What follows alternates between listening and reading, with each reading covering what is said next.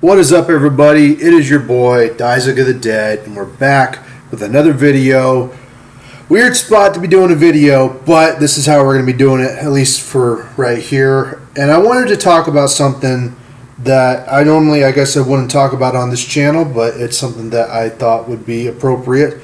America, the country I live in, the country I love, the country I guess you could say was brainwashed into loving since I was a little kid, is turning 250 years old. It's a 250-year-old country now, and I see that we're all celebrating it. Everybody in the United States is celebrating this event on July 4th, and I'm going to be in Galveston with my family, and this morning, if you saw the video dropped this morning, I released a audio of the song Rebellion from my album Heir to the Throne.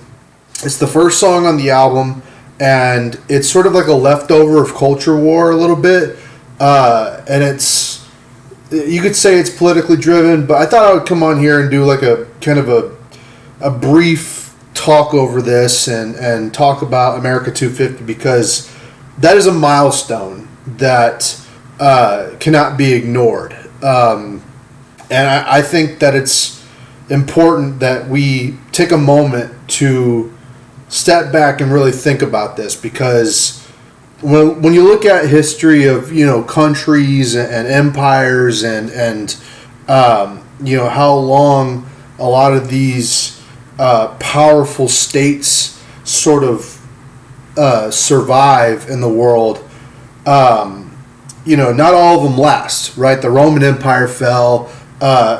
Egypt used to be mega powerful. Now it's more like a tourist destination. The entire Eastern world, like China, has fallen and got put back together multiple times over. And so it's rare that you have something like the United States. It's rare that you have something as culturally diverse and as unique as the United States of America that has not completely fallen just yet. Now, knock on wood, if I got some knock on wood that doesn't change and that we make it for another 250 and then for another 500 after that, and that this country lasts for as long as we know. But obviously nothing lasts forever, but the best thing that we can hope for is that it lasts within our lifetime.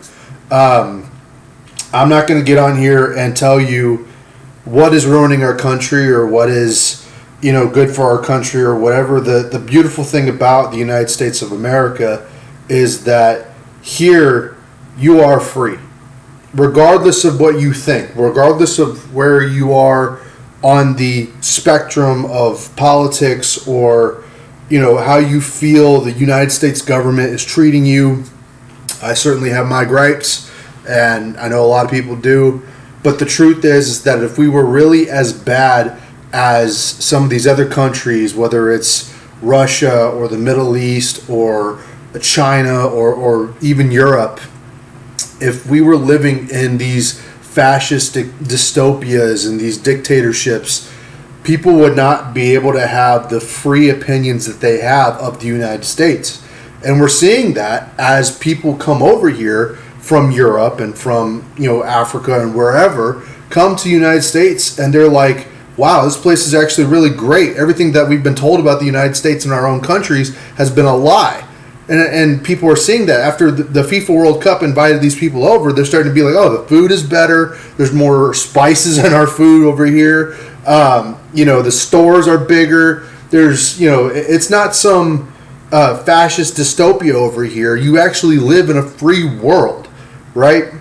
Now, certainly there are advantages and disadvantages of, free market capitalism, and it's essentially Darwinism. It's survival of the fittest. Those who work the hardest get the most money, and then yada, yada, yada, right? Not everybody's, perfect. Not everybody gets the same advantages as other people, and there are groups that are trying to advocate for that, right? And so here in the United States, the notion that we are living in some evil dictatorship is an absolute lie.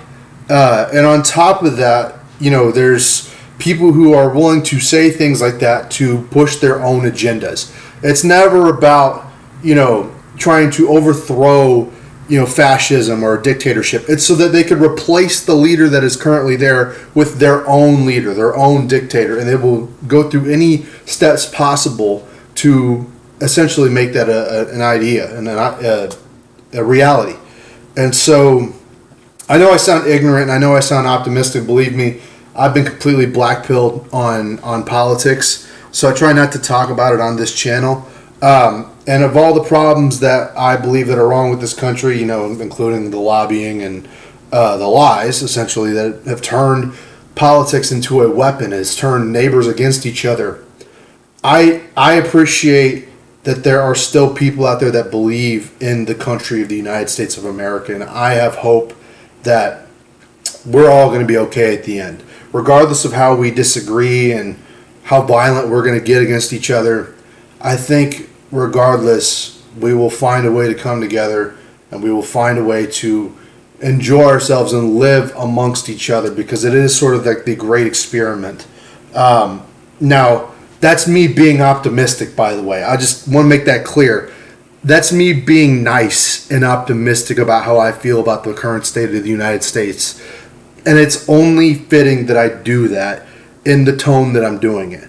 Because once I start getting into my political feelings and how I actually think we're headed as a country and what needs to happen and what's bad for us and what's good for us, that becomes a whole different discussion.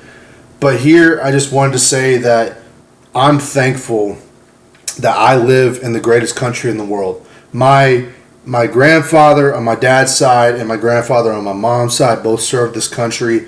My mother was in Desert Storm. We had several friends that were in the military, people who have served. My uncle was a police officer for a long time. And so one of my other uncles was in the military. So I have a history of people who were in my family who were in the military. And so we have a strong belief in, protecting the United States, protecting the identity of Americans, and abiding by the laws. And, I love that we have people who come to this country who are immigrants that are willing to assimilate, who are willing to contribute to the community and to society in ways that are meaningful.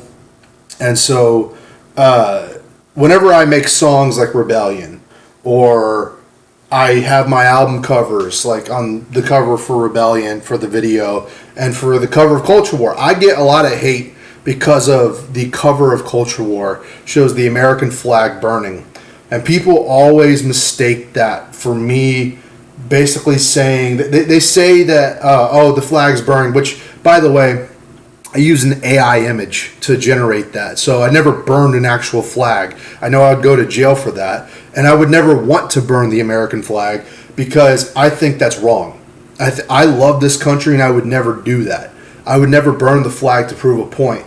The only point I was trying to prove with this AI generated version of that was that the things that united us, the United States of America, the belief in this system, the belief in our culture and the uniting factors of this country, the things that brought us together were burning before our eyes. The only people that I see burning flags, burning the American flag, they're the ones to blame. And so regardless of who it is that just came to your mind, they are the ones to blame for who is dividing this country, for who is actually causing the chaos and causing the division. The point of me doing this and showing that image was so that you don't just look away, so that the people who are actively burying their heads in the sand and are like, yeah, that's their opinion, I'm going to let them have it. It's like, no, I'm going to put this AI image up so you could see my point. But I wouldn't actually show a burning flag. If I did, the point would still be the same. The point would still be the same. So I just like to come on here and correct that and make sure people understand my perspective on that. Is I don't hate the United States of America. may hate our government, but I don't hate the people, and I don't hate the people who are trying to come here that want to have better lives, that actually want to contribute and actually want to be Americans and not just people from a different country, right? So I appreciate the United States of America, and I am grateful that we have made it to 250 years. And all I could say is happy birthday, happy July 4th to everybody, and let's make sure that regardless of how we feel, we make it for another 250 years. That's all I could say. I love y'all. Go check out Rebellion. It's great. And I will see y'all in another video very soon. Take care, everybody.